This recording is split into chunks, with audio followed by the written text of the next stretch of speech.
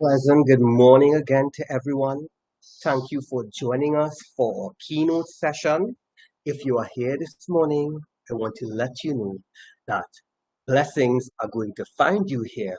Favor is going to find you here because you have chosen to join 21st Century's dynamic 2-day virtual conference, Education Reimaged, Shaping Future Learning Landscapes.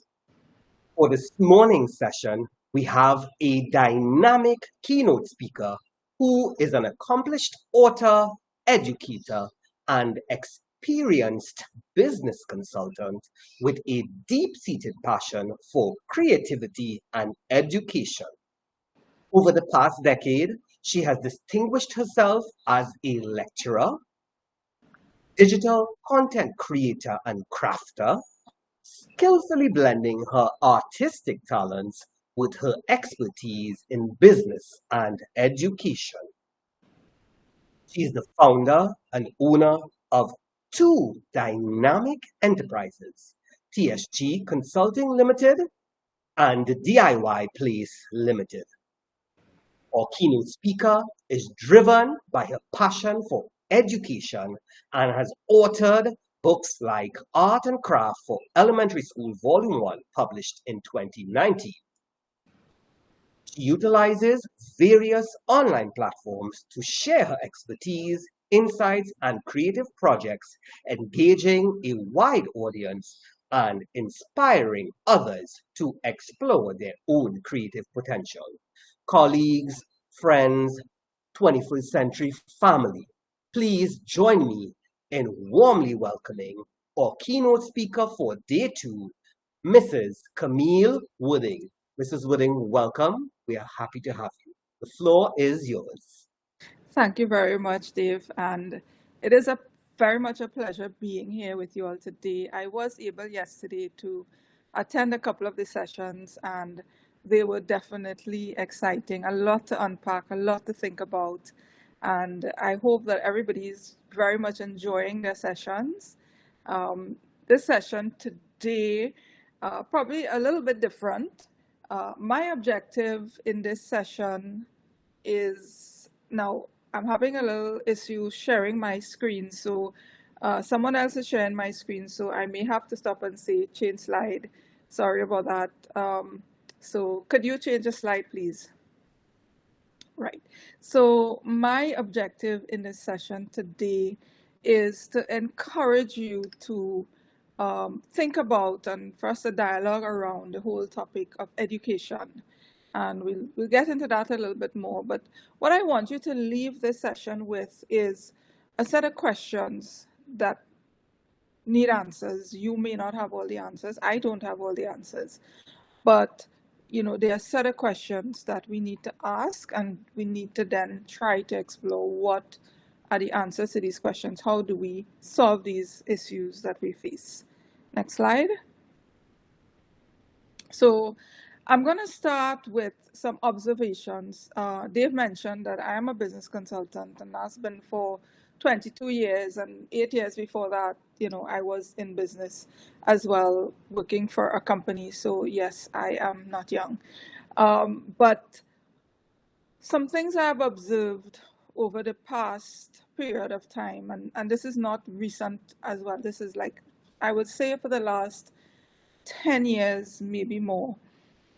We have a lot of educated young people, wonderful young people.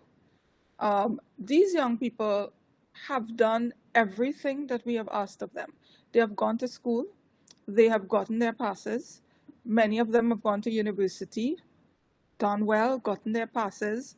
They've done what we have recommended they do, sometimes at the expense of other things, of fun and all the other things. They got their education, and now they find themselves in a position where they can't find jobs, unemployed. They may find jobs that are not at the level for which they are educated, so underemployed. And you find that some of them are also employed in areas for which they were not trained. So for example, somebody having a degree in chemistry might be doing a marketing job in an area that has nothing to do with chemistry. Then you have those who I say are unemployable, meaning that they might have a degree, but when you do an interview with them, when you speak to them, they really cannot apply what they have learned to the workplace. It's very difficult for them to take what they've learned and apply it in a real world environment. So they have knowledge, but they don't really have any skills to back that knowledge up. You have a few as well who just have this very, what I would call an incorrect attitude to work, meaning that I know it sounds strange, but some of you all may know what I'm talking about. They want jobs, they want the money that comes with the jobs, they want to dress up and they want to go to work, but when they get there, they don't actually want to work, right? Having a job means dressing up and going to the office, and that's it.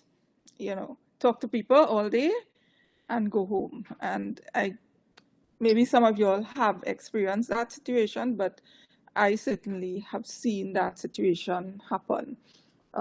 About sometime the beginning of last year, I was looking for a couple data entry operators for a couple months.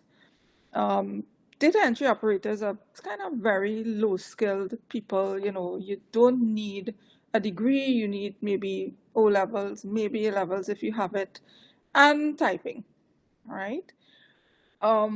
When I spoke to the employment agency, they sent me a number of resumes. And several of the resumes were degreed people. And I called the guy and says, no, you sent me the wrong resumes because these people have degrees and I'm not looking for that level of skill, And he said, no, these people can't find jobs. They would take whatever, and I'm trying to help them out. Please interview them. I said, okay, I'll do it. I mean, it's not even going to pay at the level of a degreed person. So I interviewed the graduates, and none of them, not one, passed that interview. Part of the interviewing process was just a little exercise that they had to do that included things like going and doing an internet research, or I wanted to see how quickly they can type.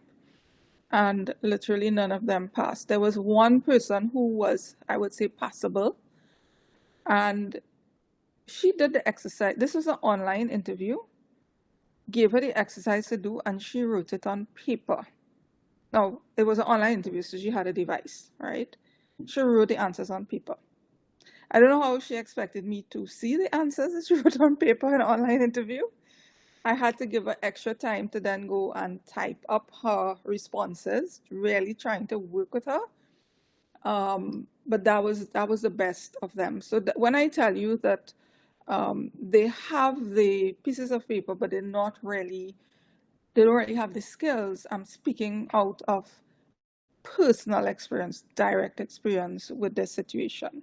Okay, so I'm just setting the stage here for the rest of what we're going to talk about, because this is the backdrop that we have now that we have to fix now and in the future. All right, next slide. Okay, so the first thing I'm going to start with, and this is an interactive session, so feel free to add your comments. Welcome any comments that you have. We will try and get through all of them if we can. But the first question I am going to ask you, because we're trying to reimagine education, how we educate, what tools we use, etc. I think we need to start at the beginning. And I think we need to ask the question now in 2024, what is education? What is education? When you say education, what do you mean? And interestingly enough, people have different responses.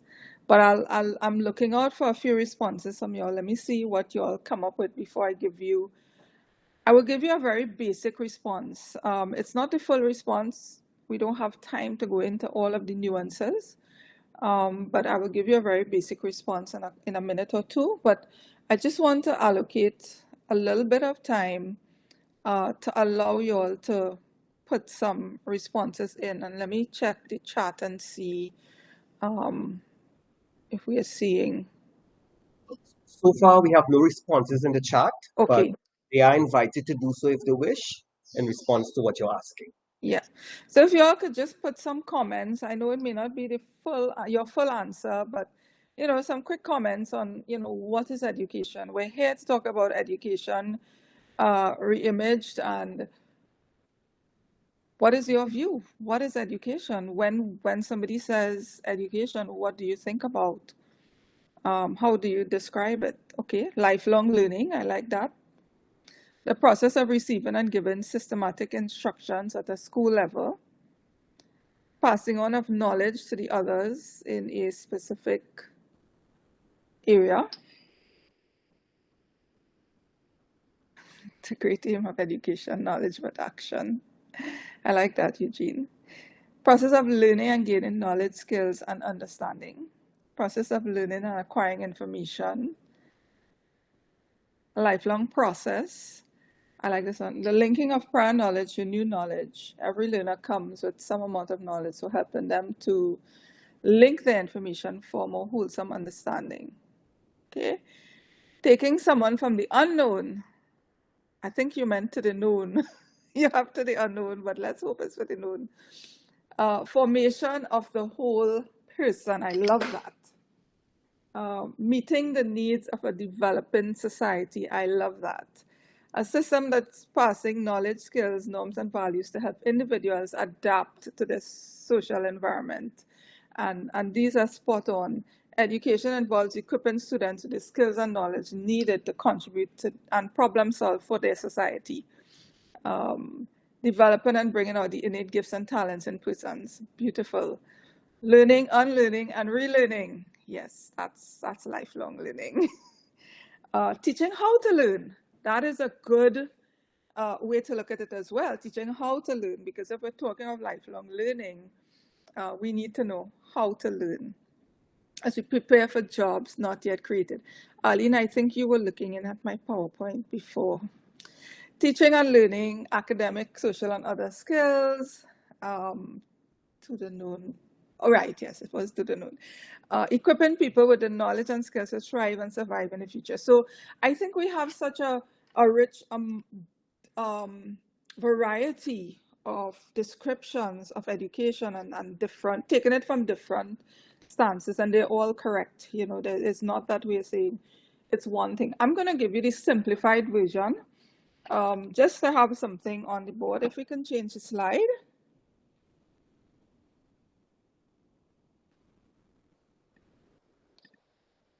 Right.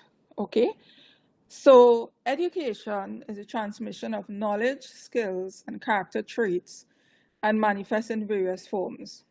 And I got this off of Wikipedia because I just wanted a very basic description. Again, it's not the best one, but it's very basic.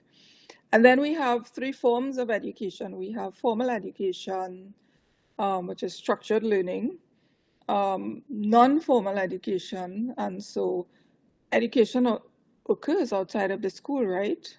And then you have informal education, unstructured learning through daily experiences, because we're always learning, right? Next slide. So another set of questions I'm going to ask you all, and again, you could give me quick answers. Why are we doing this?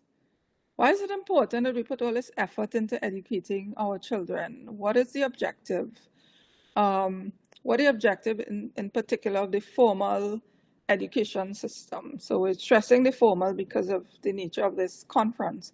So what is the objective of the public school or the formal education system? Like, what's the point?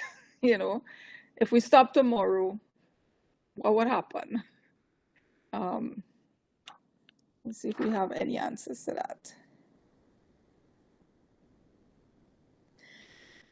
That we are creating formal systems prepare individuals to be productive members of society.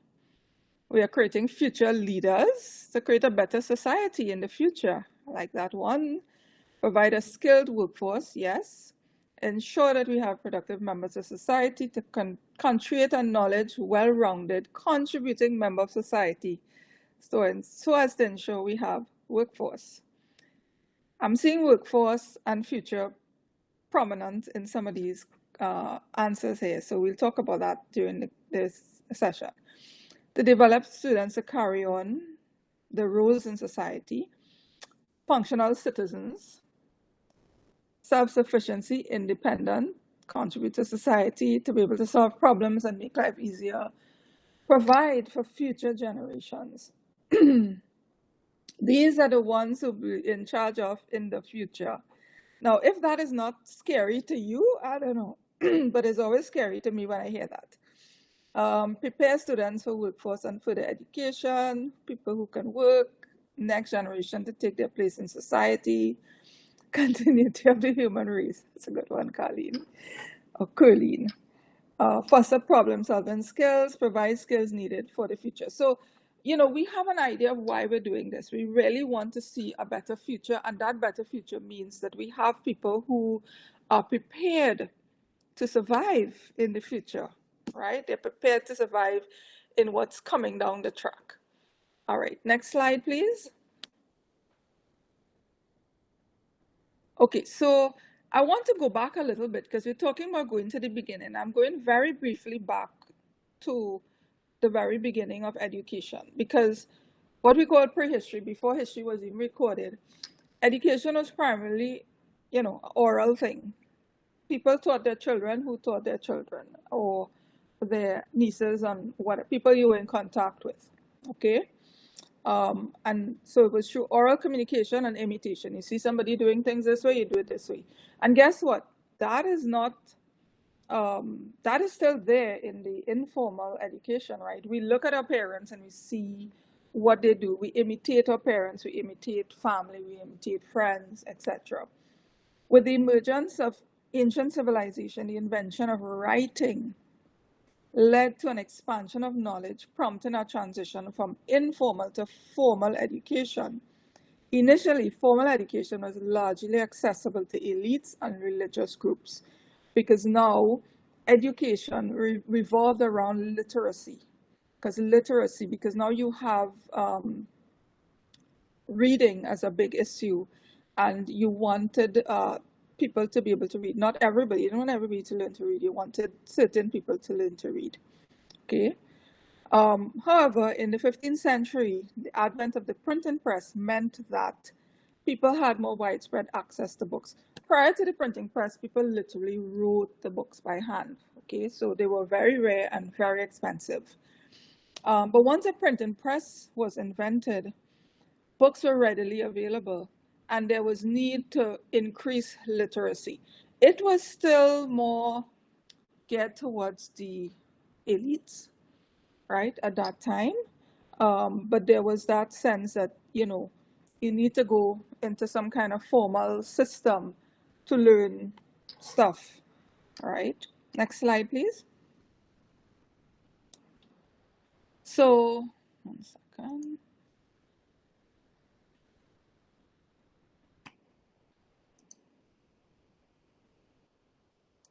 So,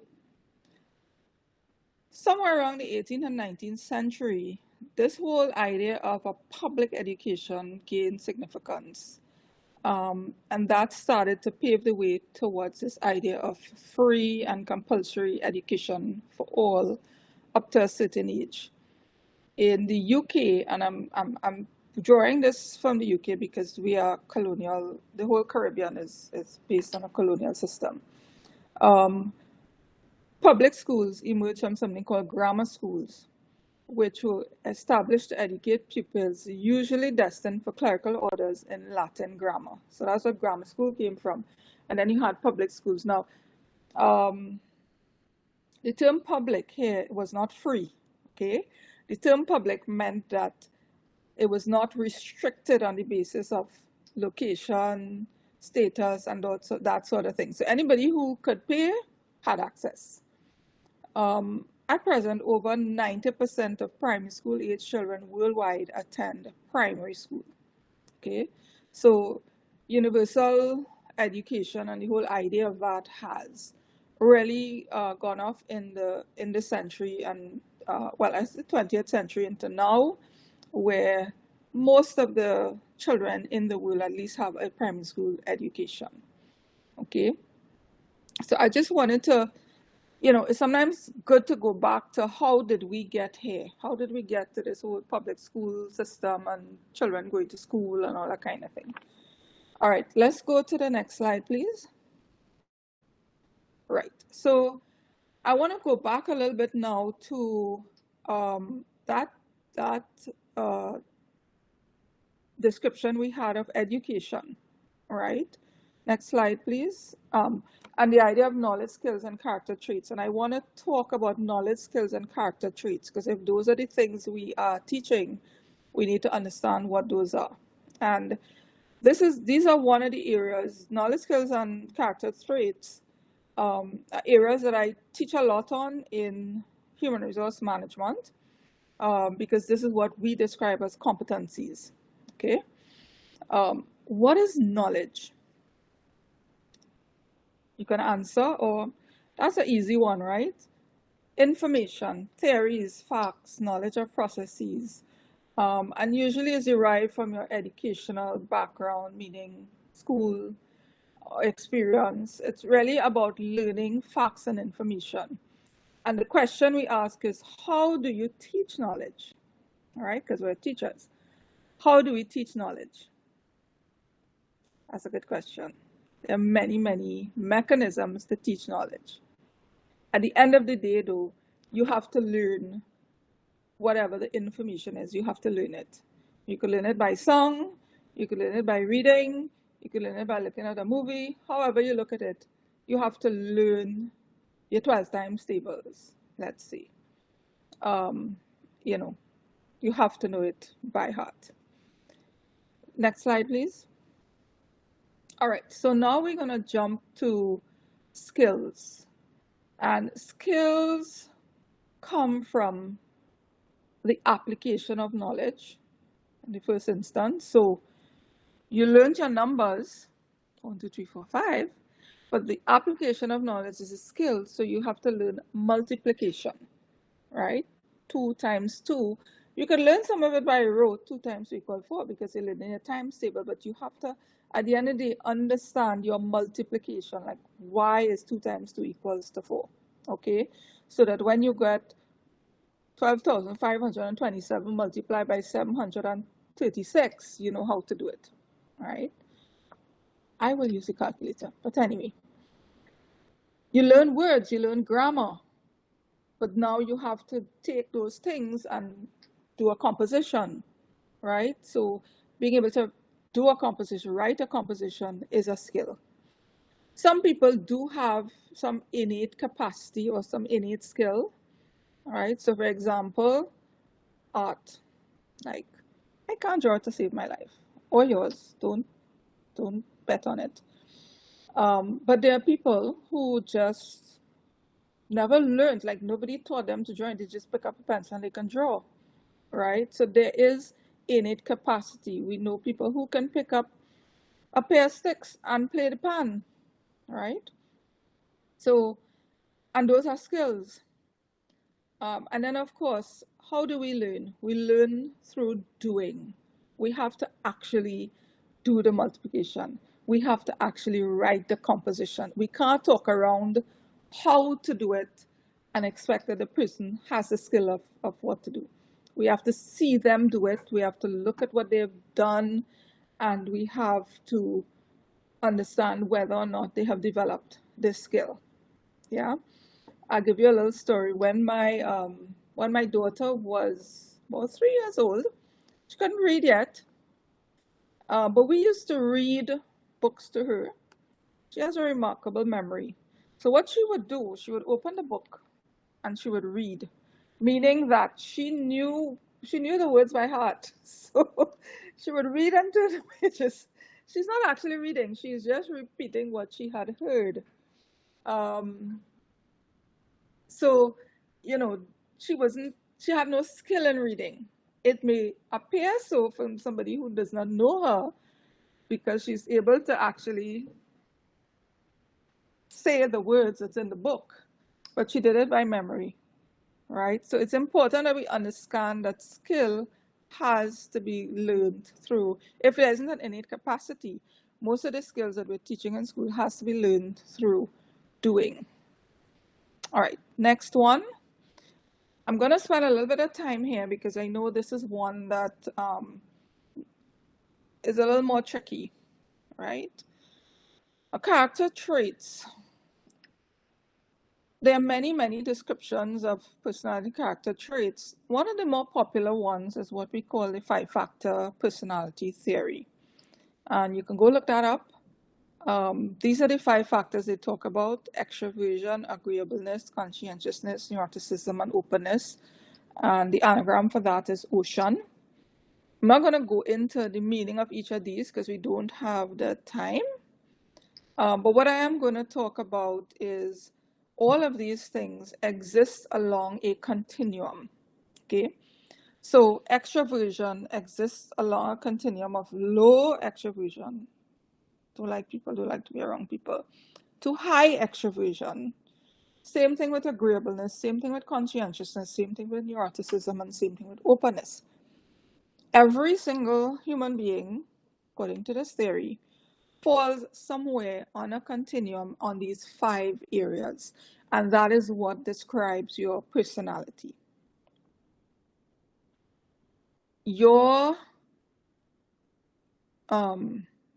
unique collection of, each of these points along each of these continuum is what would say this is your personality. And you can go online and you can do a test, look up 5-factor personality test, and you can do your own personality test online. They are fairly accurate, actually.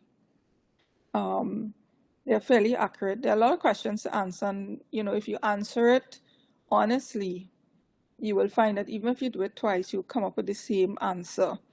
And you will see this thing coming up, really trying to explain you to you. It's a little bit uncanny because like, what? But yeah, it does explain your personality. It's very important for us to know when we're teaching that character traits are generally stable. Okay, they're generally stable. They can be developed in young children.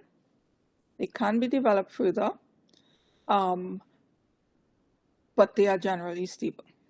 Okay. We as teachers like children who are conscientious. We like children who do their work, sit down, who pay attention.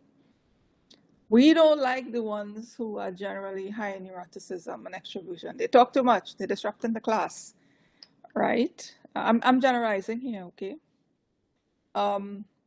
We like agreeableness. Yes, high agreeableness. We don't like those who are always questioning why. But the fact is, in a class, you are going to get a mix of personalities. And we do have to understand those personalities if we have to teach them. And we have to understand where they're coming from, that this is how they are. We can change behavior. Character traits are evidenced through behavior. Okay? And we can influence behavior. Okay? Carrot and stick. We can use that carrot or the stick to say, if you do this, these are the results, these are the consequences of this behavior. And you find that sometimes people will respond to that.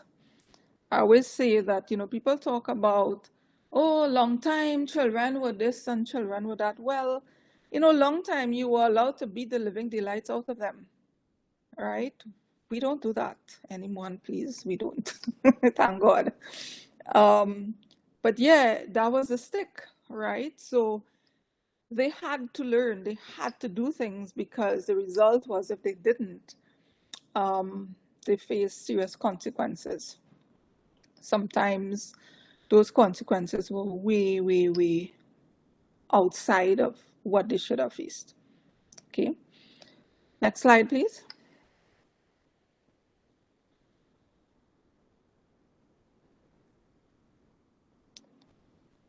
So I just wanted to having gone on to that, and I know I'm talking about a lot of different things, but I'm just giving you a set of things to think about, and then we'll bring it home, okay? Um, so when we had looked at the definition of education, some members did mention about becoming productive members of society. So I did remember somebody talking about personal development in the advancements of emotional intelligence. They didn't use those words, but they did talk about personal development, which I call maturity, right? People did talk about stimulating economic growth and raising awareness of local and global issues, right? So we did have some of those definitions when we were talking about the definition of education.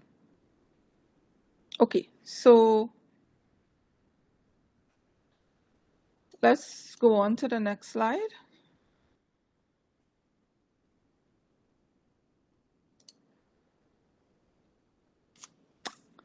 Right, so people spoke, and when we asked about the definition of education, some people talked about, well, it's preparing them for the future, right? Do y'all remember that? Yes, look, Paula is right here 30 minutes ago, providing skills needed for the future, right? And we have quite a number of people who spoke about education being something preparing skills for the future. So the question I'm going to ask you is, well, what future? And based on whether you're in the primary or the secondary school system, that future is somewhere between 2029 and 2039, right? That's where that future is. When we say preparing them for the future, that's what it is. Well, so if we are preparing a child for 2039, how are we doing that? What are we teaching them now? What are we giving them now to be ready for 2039? We're not preparing them for 2024 because in 2024 they're still in school, right? Two of the things we can look at, and there are many more. So two other areas we can look at. We can look at trends and we can look at future competencies. Next slide, please. Right, so let's look at trends. What can we do in the classroom? Okay. Some of the trends that we're seeing right now, and there are many more, these are some that I picked that are quite obvious. Technology, right? For example, well, AI, you all spoke about AI yesterday with the keynote speaker, right? A cashless society, right? We have people who just don't use cash in other countries. I have a friend who lives in Canada. He was saying he has not used cash for like 3 to 4 years.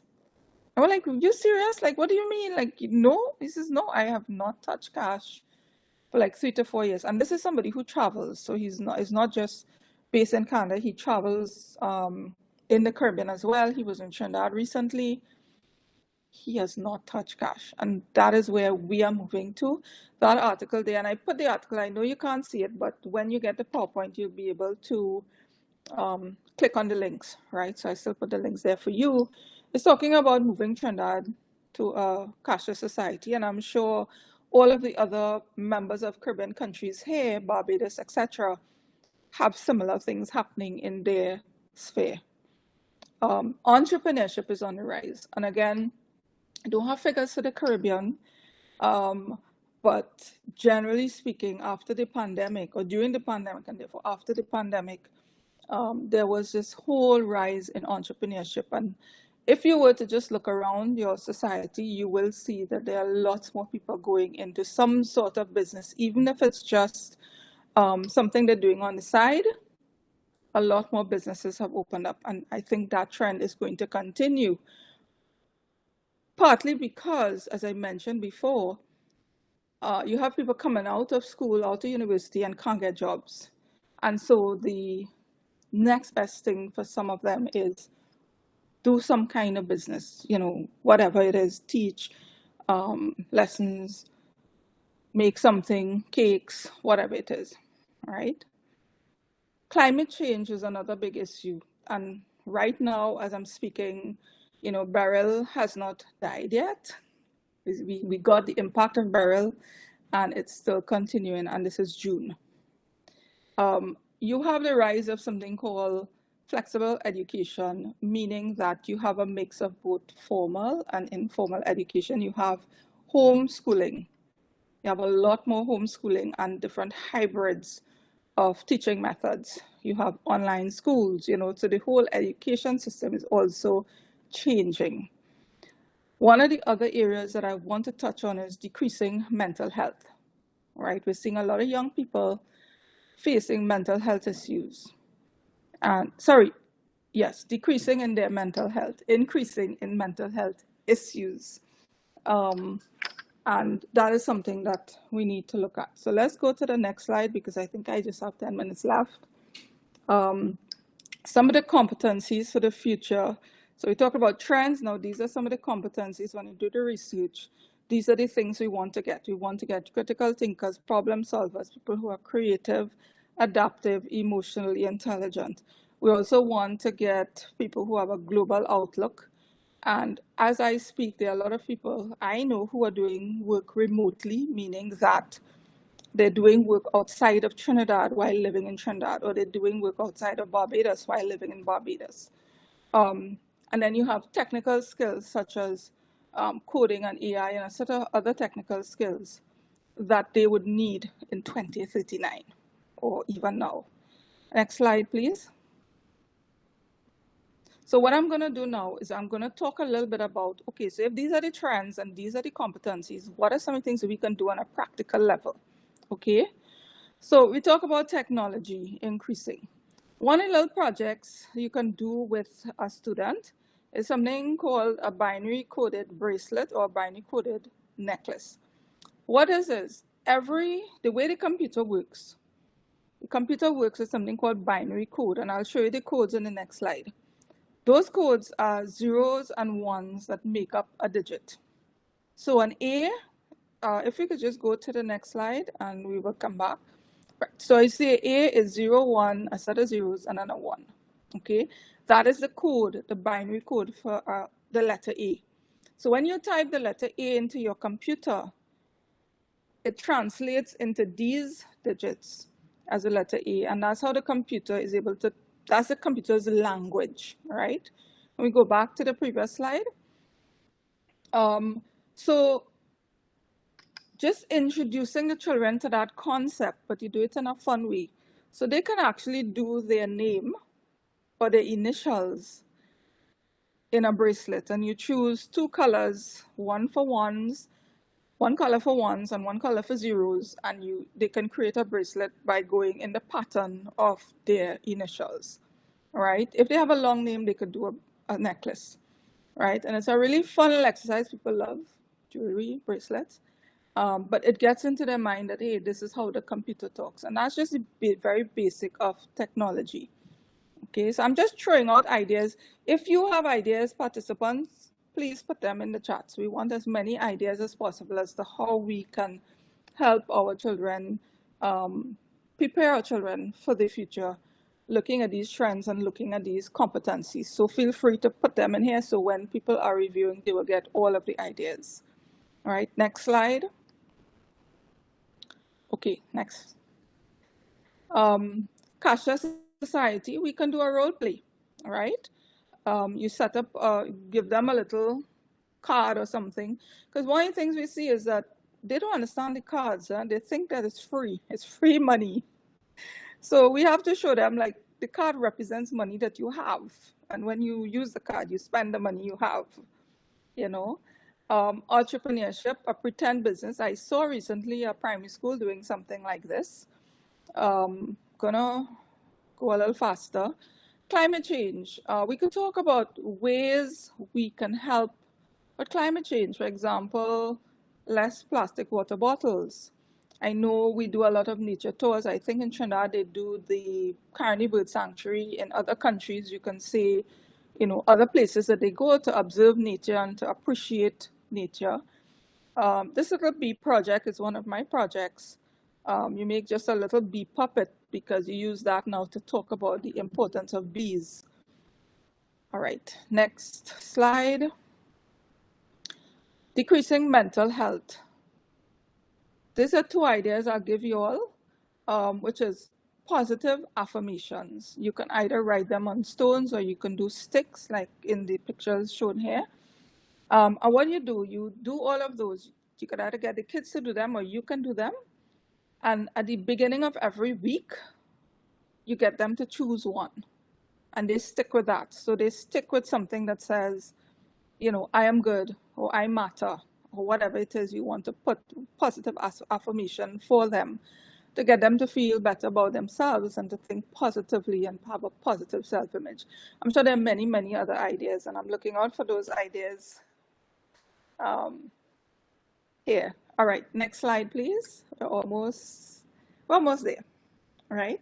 The competencies we were talking about, we talk about creativity, right? And my thing is just be creative in everyday teaching, like how we did those sticks. Or you can teach math through dance, I have here developed a song, TikTok or reel on a topic. And that is because we have to realize we have to meet children where they are. It's not enough to say, don't do social media. They're going to do social media. They live in a world with social media. So how do we use it? How do we get them to do positive things on social media? How do we use it to emphasize the positive? And yeah, writing a song is a composition, right? And they enjoy that, but they don't know they're doing composition, right? Or making a TikTok reel on something that is important, like bullying, Again, it's important, but you get them to think about it. Innovation is really when creativity is useful. There's some useful invention that arose out of creativity, and you can ask them to invent something. And the thing that you would say to them is, thanks, Rihanna. The thing that you would say to them is, you want to address what we call a pain point in business, meaning something that is inconvenient, something that is, people don't like. So for example, I have here this tab on the can. A guy invented that. I mean, he's a multimillionaire now for inventing that, but a guy invented that because somebody needed to do something and he did it, And this can also help with your problem solving skills. On the technical skills front, I know we are not all technical savvy, but there are after school clubs, especially for the secondary schools. There are after school clubs that they can engage in. I think I have one more slide. Right, yes, good. Made it. So I really want to get any ideas, any comments, any questions that you all have. Put it on the chat, even if we can't get into doing it right away today. It will be there in the recording to help each other to say, okay, this is how we're going to develop these things and prepare our children for the future. So back to you, Dave. For sharing your experience with us as our keynote speaker for our Education Reimaged Shaping Future Learning Landscapes conference. In order to conceptualize reimaging education, we took us back to a little of the history of it, and participants were able to engage with you on aspects like knowledge, skills application, character traits, and how it influences behavior, and preparing for the future by noting the trends. You gave us recommendations on what we can do in our classroom, including things like a binary coded bracelet to understand IT coding, the role play, positive affirmations, and I think the key thing that you said was meeting the kids where they are. And that's very important. So we appreciate your presence here with us today. Participants, we appreciate your support in the chat with your feedback and your comments. We do have more lined up for you. I have shared the feedback link in the chat. If you've missed it, it will also be emailed to you. Remember, sessions like these are recorded and will be shared and available for your viewing after the conference, so you can access those. As we prepare for what's next, we have sessions happening simultaneously, including Miss Jess VR, Navigating Change, and Positive Classroom. A reminder as well that we have our networking happening at 11:20. As I close and send you off back to the meeting hand dashboard to find the next live session that you would like to attend, I want to say a heartfelt thank you from 21st Century team. More than welcome. Speaker, Mrs. Camille Wooding. Muchas gracias. See you all in the next session. De nada.